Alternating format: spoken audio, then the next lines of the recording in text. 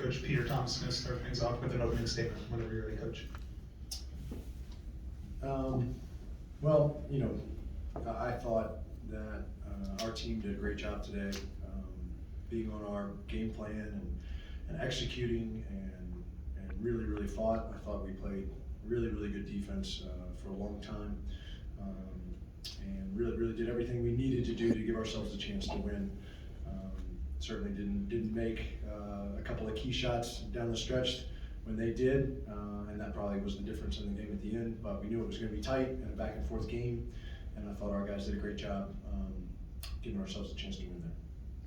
Questions for the student athletes? Over here, Pro.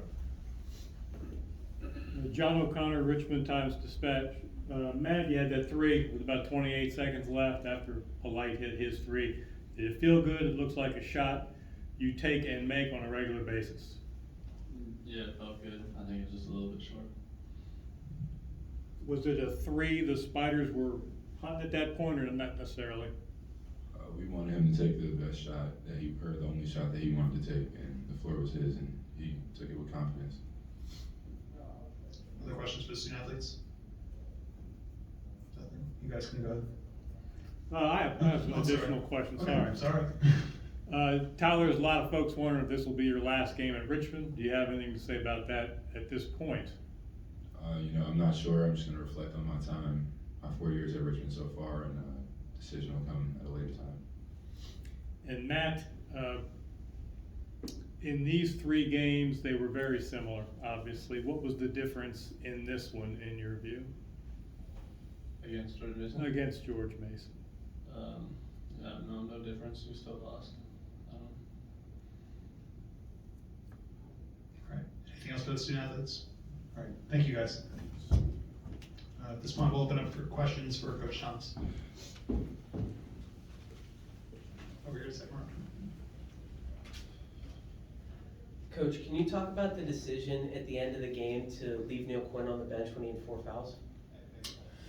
Yeah, so we've finished a lot of games with Matt Grace. I thought Neil played extremely well tonight. Neil is Matt is a little more versatile defensively for us. Can keep guys in front a little bit more, and he's been in a lot of those big situations. So it wasn't anything necessarily to do with Neil, other than we just really trust Matt down the stretch, and being a senior and having been in that spot a lot, he was in there over Neil. Up front here. Coach, this is a physical game all the way through. Could you talk about maybe what changed in the first half when you guys were up, and then how Mason adjusted in the second half? Yeah, I don't know that they adjusted too many things. They certainly guarded ball screens a little bit differently from time to time, depending who was in there. When Neil set a ball screen versus when Matt Grace set a ball screen, so we had to adjust to that a little bit. But I thought it was really just a back and forth game. Both teams, anytime you play a team for three times, you're going to be familiar with what they do, and obviously you're familiar with what they do. So I thought both teams executed well defensively, made it hard for the other team to score, and it ended up being a grinded out game. And like I said, sometimes a game like this just comes down to who makes a shot, a big shot late.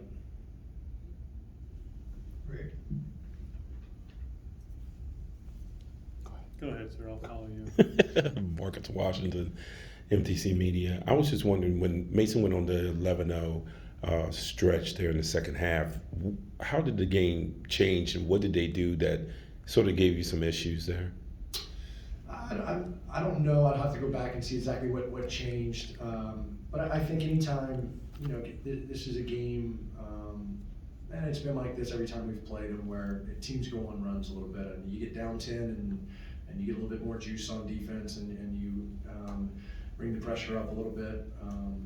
So I don't know that they changed anything from their game plan standpoint. They dug in, being down 8, knowing that the season was on the line, and just like we did when we got down and came back a little bit against them. So I think it's just kind of the ebb and flow of the game. Coach Thomas, how would you describe your role, as long as it lasted, as interim coach? And part B is, could you explain to people how Richmond will move forward through this crucial time of player procurement without its head coach. Obviously, Chris Mooney is scheduled to be away for a month or so now. How will the Spiders move forward with getting players through the transfer portal? Thank you. Well, first of all, this has been, a heck of an experience for me personally. But what I told the guys in the locker room was just, I'm so thankful for myself and for our coaching staff that we were able to coach this group of guys.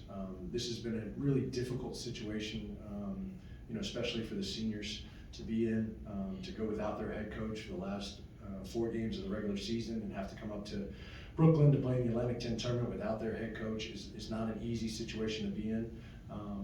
But really thankful that our staff was able to coach these guys because they poured everything into trying to execute what we were trying to do. They really came together. I don't think we played our best basketball in a couple of games, but I felt like the last 2 games we were about as good defensively as we've been all year, and that's a credit to our guys. And then the second part of your question, but thankfully Coach Mooney's doing very well. We've been in communication with him. The surgery went great. So, I'm not sure how long he'll be out, but he's certainly able to communicate. And, the transfer portal is a big part of recruiting now. And we'll attack that the same way we would if he were here. Some of his conversations may be over the phone or through text to start, but I anticipate Coach Mooney being back probably a little bit sooner than later. Thank you. Coach, it's great to hear that Coach Mooney will be back sooner rather than later, like you just said. So as you kind of transition back into your previous role, what will you take away from the experience you've had these last few weeks getting to run the program? Well, it's certainly been an honor to be the interim head coach for my alma mater. It's been not the way I would have wanted it to come, but certainly a dream situation to be leading University of Richmond's men's basketball team, and to be able to do it in a venue like the Atlantic 10 tournament in Brooklyn was special for me. But I think the main thing I'll take from this is that there's a lot on the head coach, and I hope that I can use this experience, long term to, I certainly want to be a head coach. Use this experience long term to help me whenever I hopefully get that opportunity. But in the short term, use it to know how I can better help Coach Mooney. There's a lot that goes into games, a lot that goes into practice and prep, and to have a different perspective on all those things, I think will certainly help me to help Coach Mooney and our program moving forward. One more here. Do you have one? Oh, no. Oh, I'm sorry. All right, we'll let you go. Thank you, Coach. All right, Thank you.